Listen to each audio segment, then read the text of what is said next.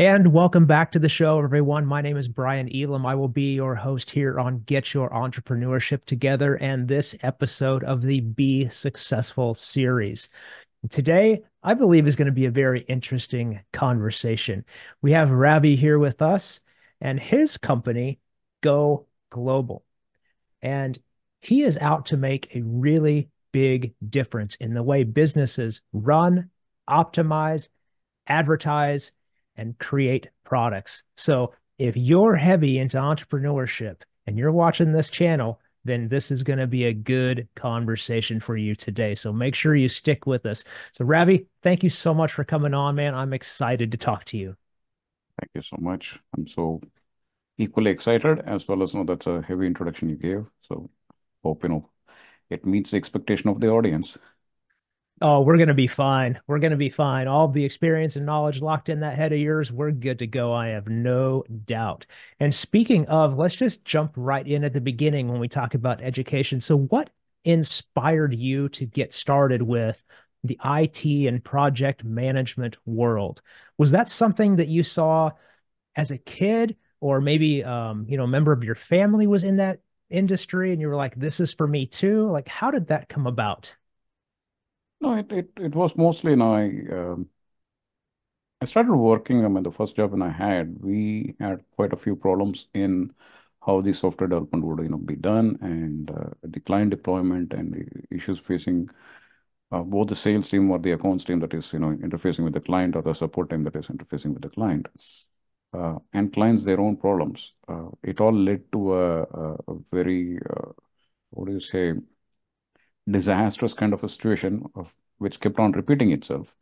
And one fine day, it came down to a decision of do we go into a confrontational path with the software development team, or do we have a collaborative approach, which kind of starts from understanding what the client needs to the point of delivering it as a full organized organization-wide functional or cross-functional team management or team coordination structure perspective.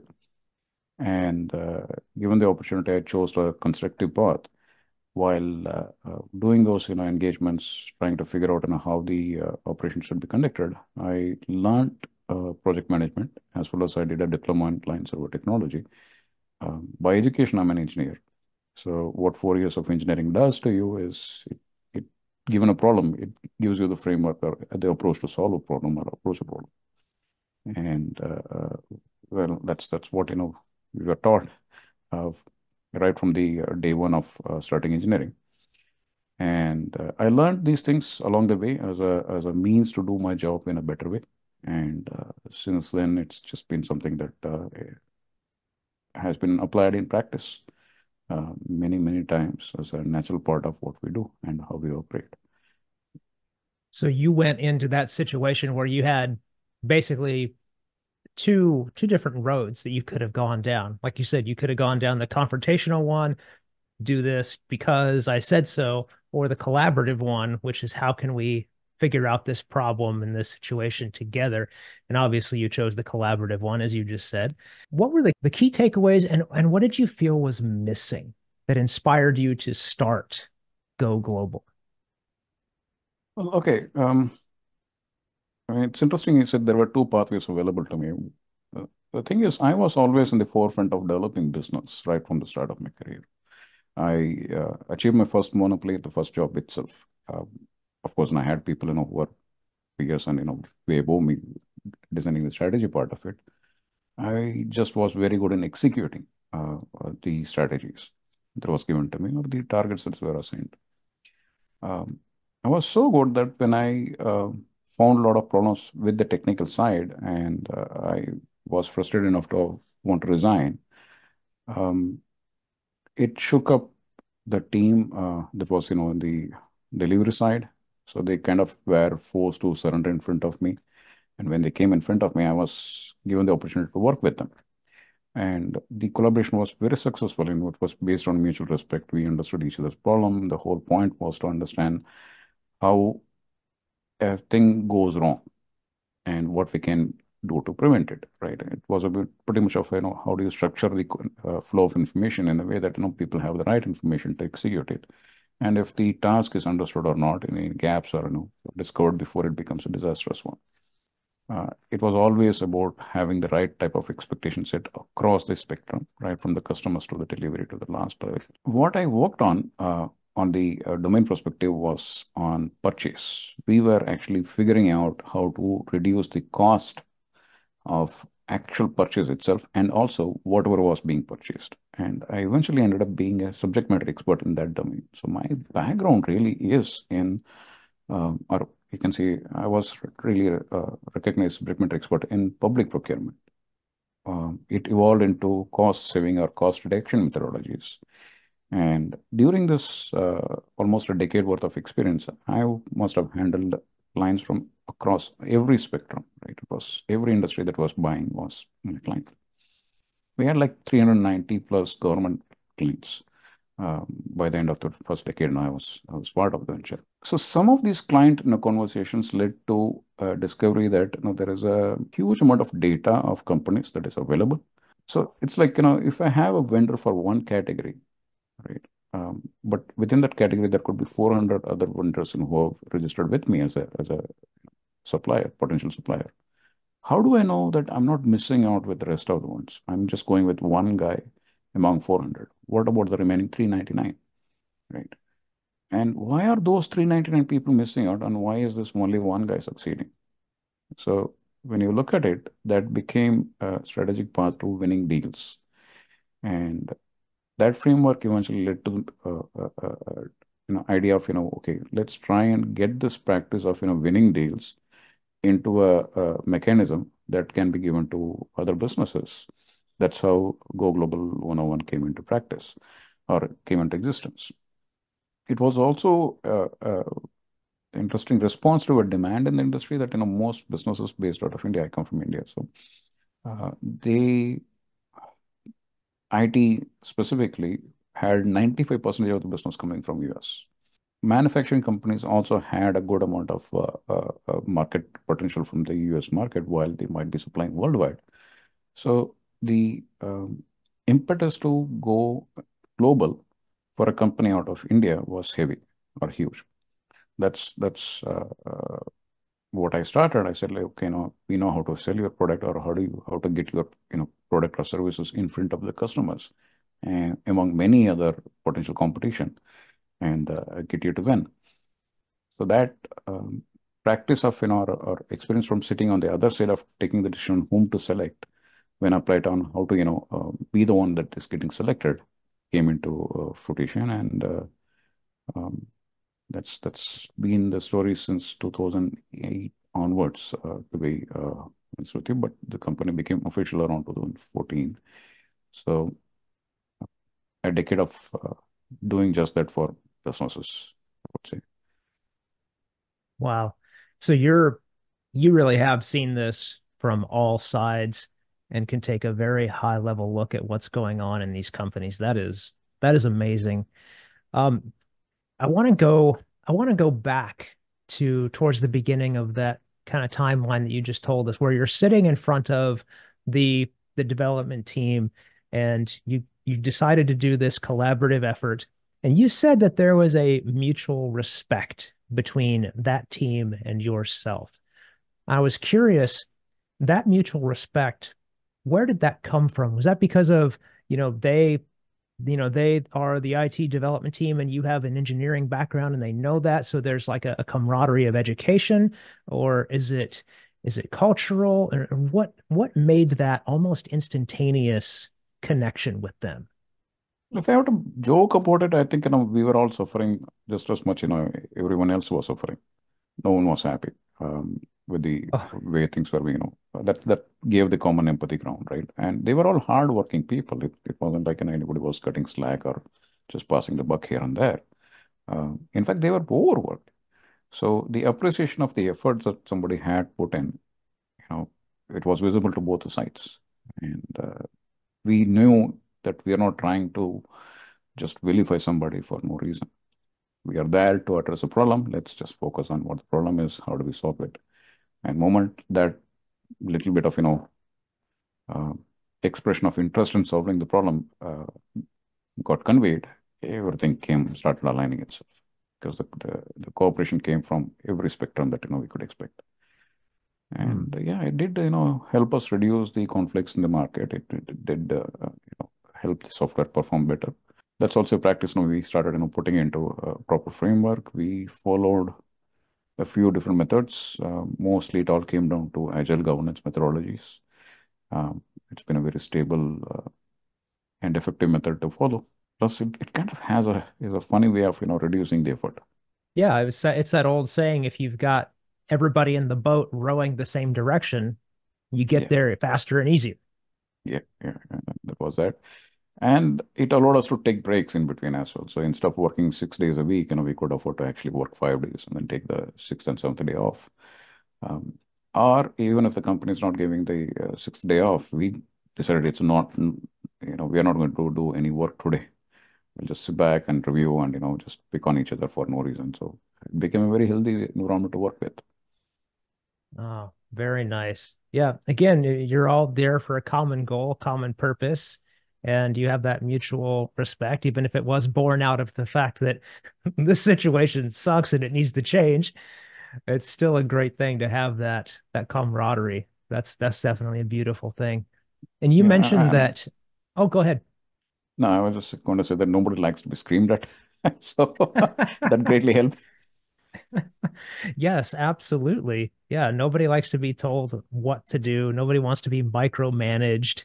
Yeah, that's just not a good working environment. So again, if you're watching this and you are an entrepreneur and you know and deep down you're micromanaging people, this is not the way to have everybody in the boat row in the same direction and potentially get you into a 5 day or maybe even 4 day work week.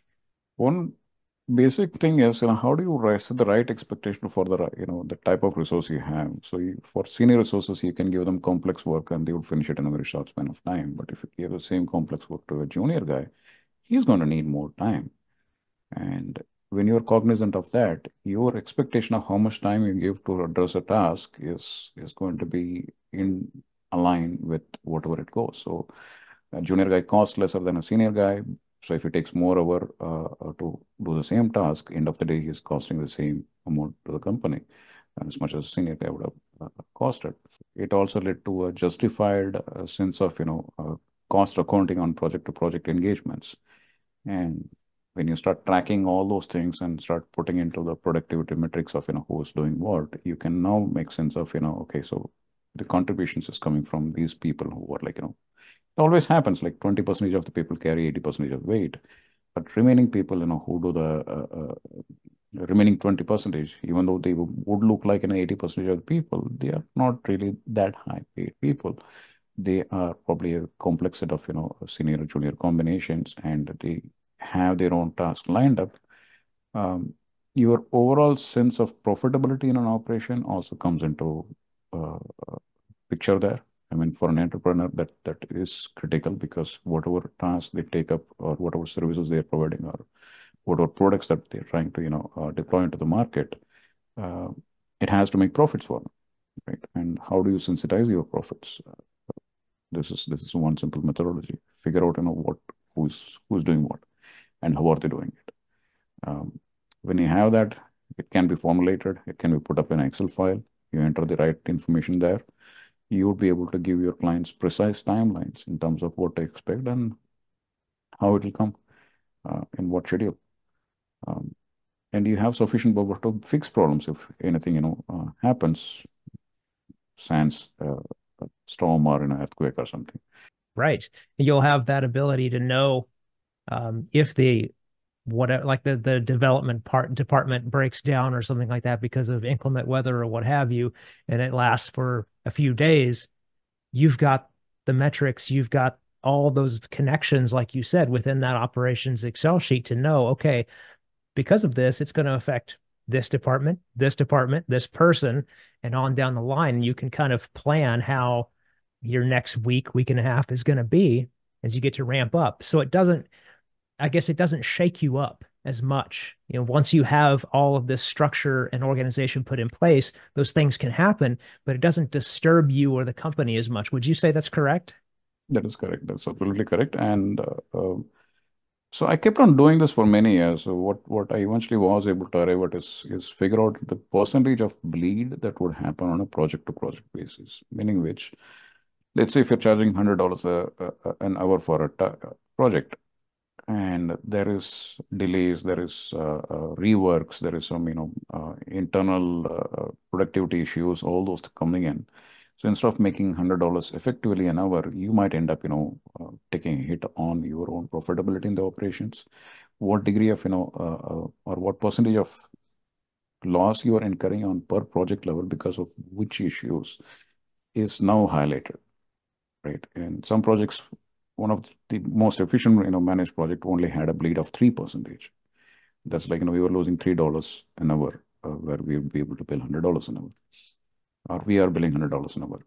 Then there were projects we are actually losing a lot of money, like 70% of the money was being wasted on because it was complex enough, but it was a very chaotic management overall, both from customer's perspective, from the project manager perspective, the task assignment perspective. These things could now be plugged or eventually now filtered out. And when you have lots of developers under, working on lots of projects, these kind of, systems being in place helps really regulate the company's efficiency. We used a system called Redmine to do that. Um, it has a, but I think, but the input from that would come from an Excel file. So Excel is a very strong productivity and planning tool. Um, Not sure if many people would agree with that because they just see it as a spreadsheet. Uh, it can give very interesting information, or it can be used to do very effective planning. So, If you've got the people that understand what those numbers mean and how they relate to each other. Yeah, it's like reading a tablet in Aramaic or something from way back, way, way back. Well, if you don't know how to read it, it just looks like a bunch of stuff on a page.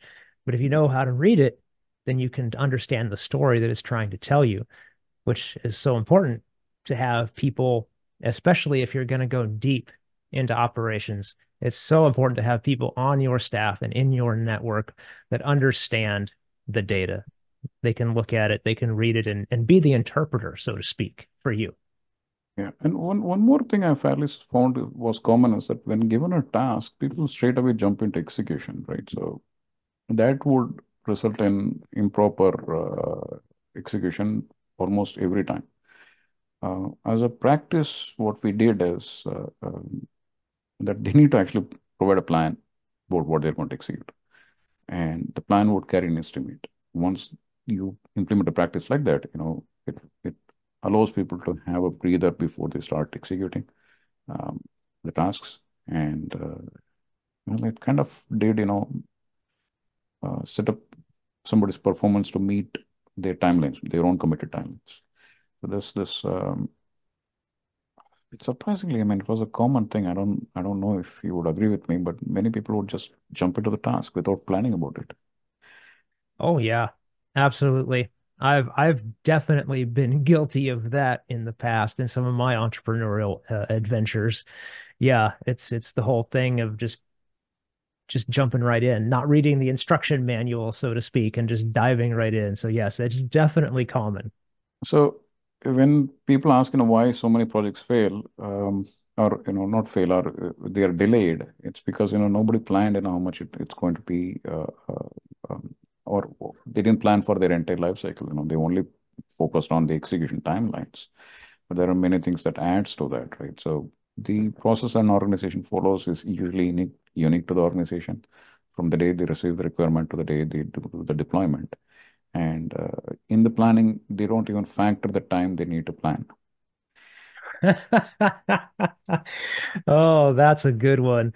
Don't factor in the amount of time they need to do the planning. That's hilarious and sad at the same time. Yeah, that's right there is when things go wrong. So then you have the answer to why a project that was estimated to be finished in 4 weeks is now taking 6 weeks or 8 weeks. Right, because they didn't factor in any contingencies. They didn't factor in for any like efficiency drops or storms, power outages, whatever, It's if you and that's another way that you can under promise and over deliver. That's how it is. So if you factor in that, you might lose power, you might have somebody go home sick who's crucial to the project, whatever. If you factor that stuff in at the beginning, and then you can end up beating your timeline with delivery, well, you've just wowed that customer because you've exceeded their expectations, all because you did the planning before just jumping in. Yeah, and I mean, it can be very simple. Like, if you know that you're going to have review sessions with the client with four of your team members weekly, sitting once for an hour, that's about 5 man hours of time spent right there. You need to factor that. Yes, that's another very good point. Who The again? I think communication efforts. Yeah. yeah. I think Gary V started putting this out into the ether, so to speak, of how many meetings could just be emails, you know? Yeah. Yeah. So I totally take your point there. Well, we've been going deep on getting into operations and optimizations and all of this stuff, and that's just fantastic. So, guys, if you had any doubt that Ravi knows what he's doing, I think we just demonstrated right there that he could jump in and take a deep look at what you have going on in your organization. But now I want to focus on Go Global. I want to really talk about what's going on there. Um, Well, you had mentioned in yes. the material that you sent me that you're really out here to lessen, well, one of the things, you're out here to lessen people's dependence on social media and Google for their business. What do you mean by that? Because that is, to me, that's a an ambitious goal for how hooked in everybody is right now. I'll tell you how I ended up, coming into that particular problem. Back around 2012 or so, there was a algorithm called Penguin or something, that was released by Google, which took down the search engine result positions of many, many companies, which depended on being on top to get or generate leads. And back in 2012 or even now, I don't think much has changed. Being on the top organically through your SEO efforts could mean the difference between growing company and a zombie status company. Yeah, you could be receiving inquiries, it could be receiving leads, or suddenly, you have nothing. Uh, unless you have deep pockets and you are able to spend a lot of money in advertisements and compete effectively at a global market scenario, you would not be able to make ends meet. You are not going to find inquiries, and you're not going to find or reach out to your customers.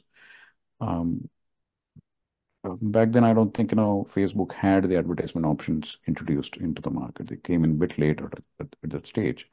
So you really only had Google. Outbrain was just entering the market at that time. So the content marketing aspects were very limited. So what happens to a company which relies completely to have their business, specifically at a global scenario, where their ability to be found on the internet is now gone? Uh, it's no different from being at its instance, right? So, of course, there were other mechanics available, like, you have cold calling and you can do email spamming and whatever you can do.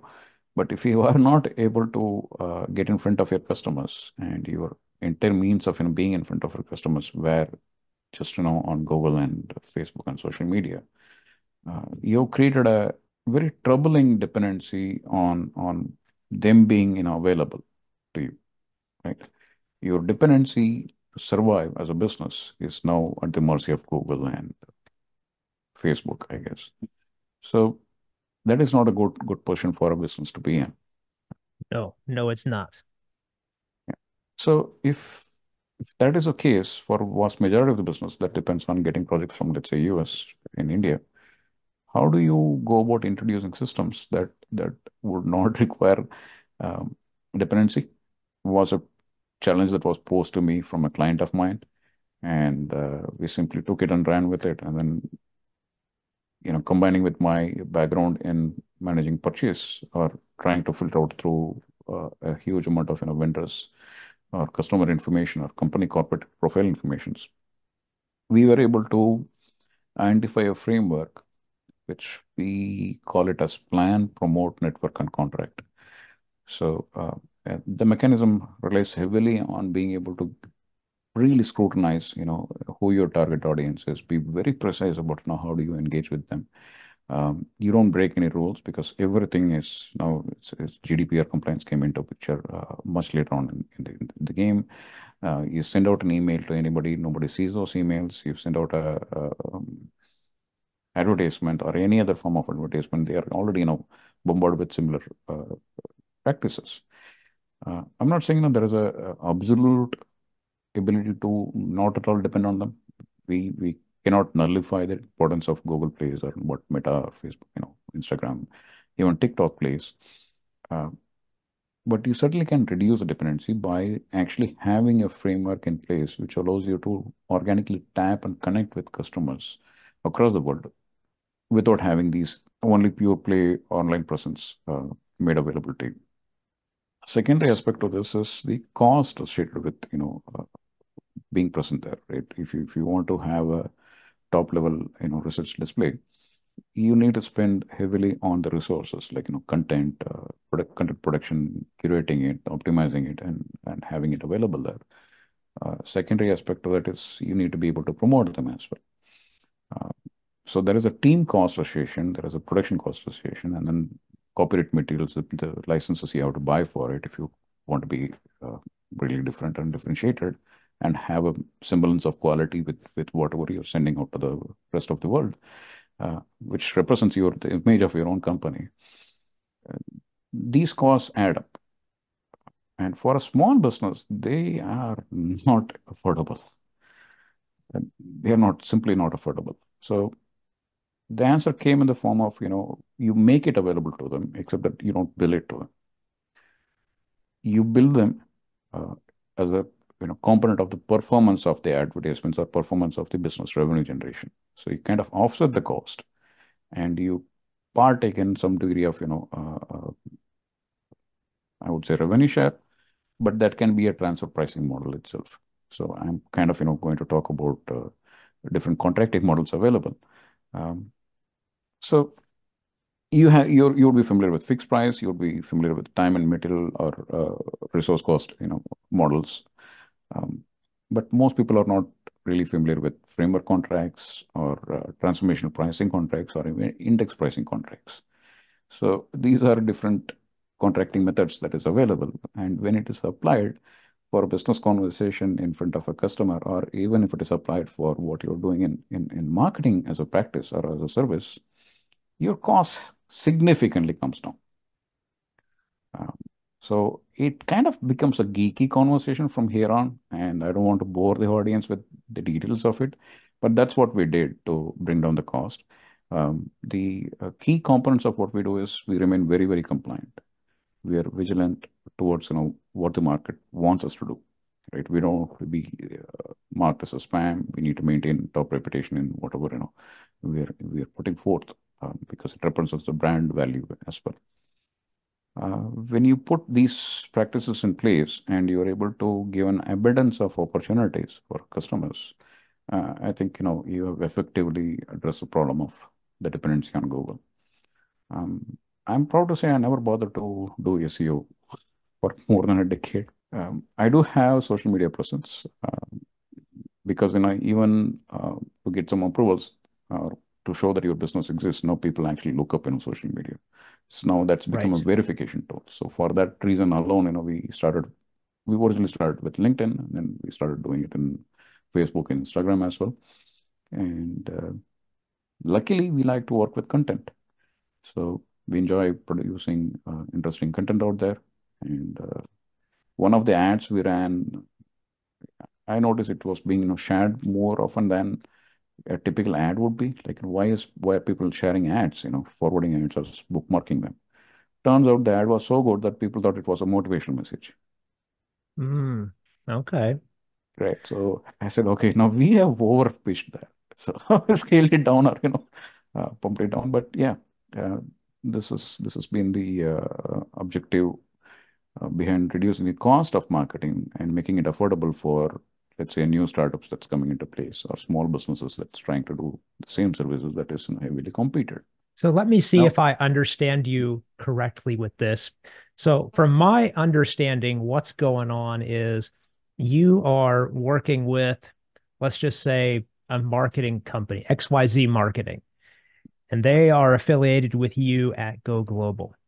And you've worked out an arrangement with XYZ Marketing Company that they will offer your clients marketing services at a reduced rate. And for that reduced rate, XYZ Marketing Company will get, let's just say, 2% of whatever the sales are from that particular campaign or from that particular product. Am I understanding that right? That is correct. But again, this has already been done. I mean, a lot of performance marketing companies do that. They would say, you give us the marketing budget for spending in Google or Facebook. We won't charge for that. We take a percentage of the billing that happens. Right? It's been a very standard practice. If you're not spending money on advertisement, you're not a marketing company. How do you get into the market itself? How do you get clients, right? So what defines a customer, right? So a customer today is a database, your target segment of customers. Let's say your end customer is a manufacturing business.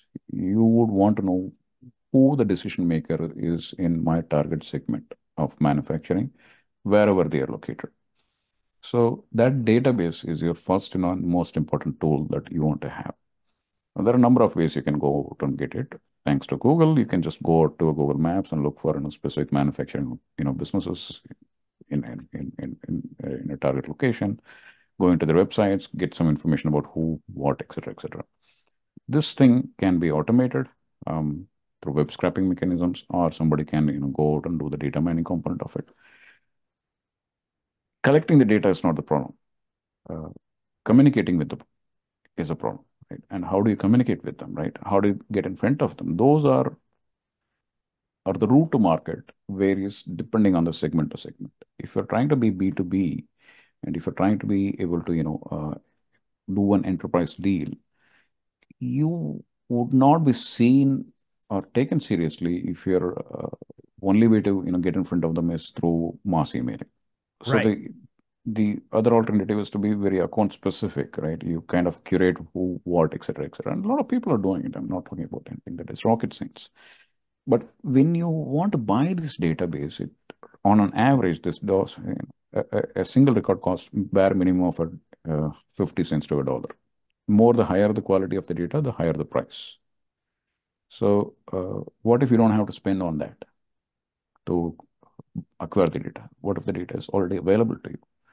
The second thing is how you communicate with them, which is transactional messaging and marketing messaging and everything. That is again, if you look at Mailchimp kind of platforms, they charge you for how much contacts you have and how many times you're sending out to them. You again don't charge them for that. This component data is now free. Your transactions are now is not charged to you, and you also provide a guided mechanisms where like your messages are not seen as spams, and it is very much curated to the audience that is needed. The messaging is very precise, and it generates a conversation.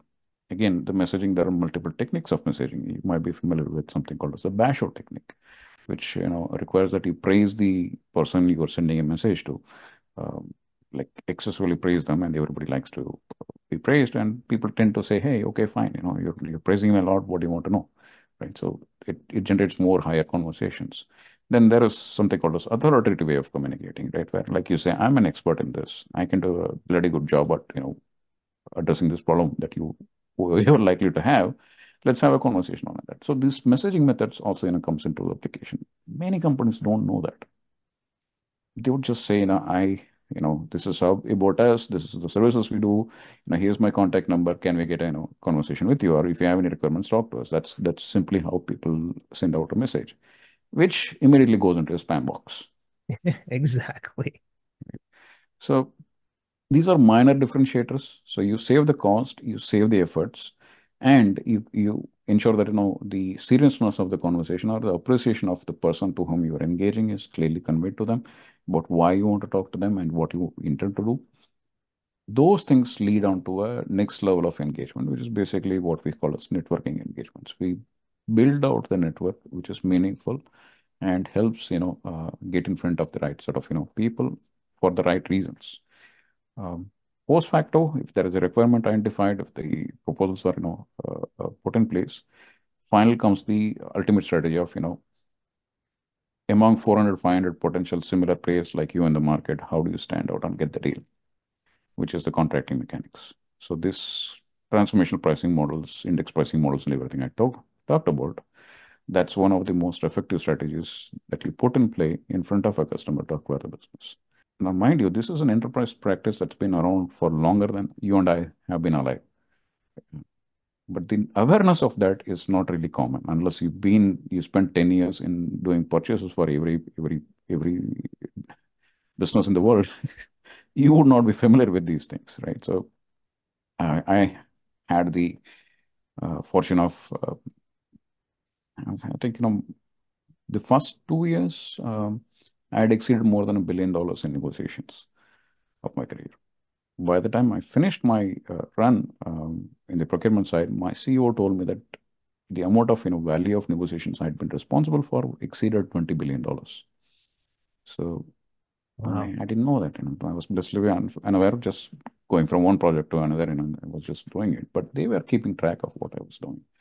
So that led to a serious understanding on how do you win a deal, make it enticing enough for a customer to actually want to buy, right from the starting of, right from the start of why they should talk to you to the point of, why they should work with you. And this is sometimes called as blue ocean strategy, which circle backs to the planning component of it. How do you stand out at the first place before you send out a message? What makes it different? It sounds like a cliche, but it really, there is a mechanics to that, method to the madness. Yes, there definitely is. And people, just like you were saying before with that generic message going into the email spam box, if you are not connecting with someone and showing them that you're different or why you're different or how you've done your research on them before even having that first touch point, if there's not anything different, then yep, it's just going right into the trash bin of the old email or whatever you're doing because it's not going to strike a chord. So ultimately, when I was able to, remove the cost components of data, the transactions, and the wasted messaging and efforts, the cost reductions in generating a lead, when compared with how much, let's say, if you get 10 leads and you so straight off, compare with, a Google ad spend to this method, we kind of consistently arrived at 90% cost reduction. So it was more like 11% of the spend is what we were incurring. And another metrics came into play is like it would only take us 6 weeks to start getting results.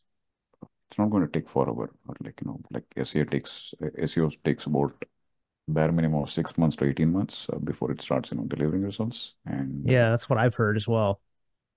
you're running a campaign in Google. Google would say, it requires at least a week for the algorithm to learn how to see, serve your ads. We don't have any of that problem.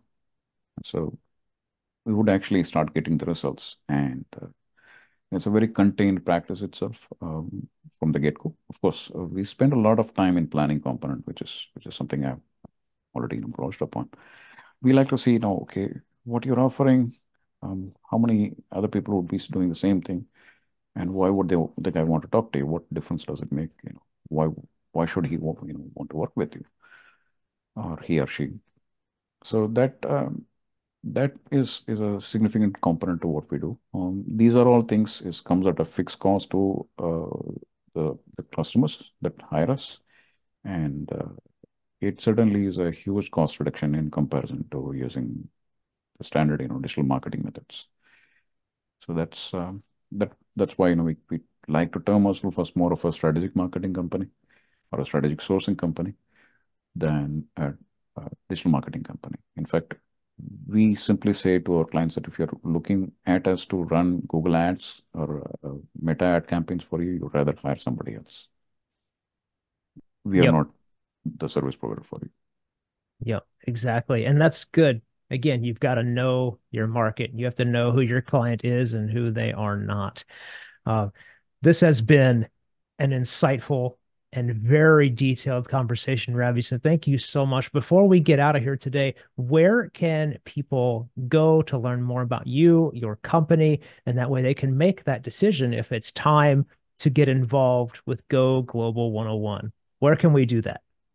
The best place is to either, hit me up in my LinkedIn profile, or they can, submit a request form, or there is a calendar link that is available to them from goglobal101.com, the website.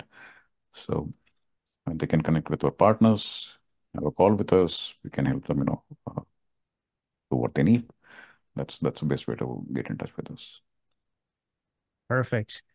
Well, all right, guys, well, the links are going to be below. So if you're convinced, just like I am, that Ravi is the guy to help you out and grow your enterprise, links below. Click, go learn, go find out, get on that first discovery call.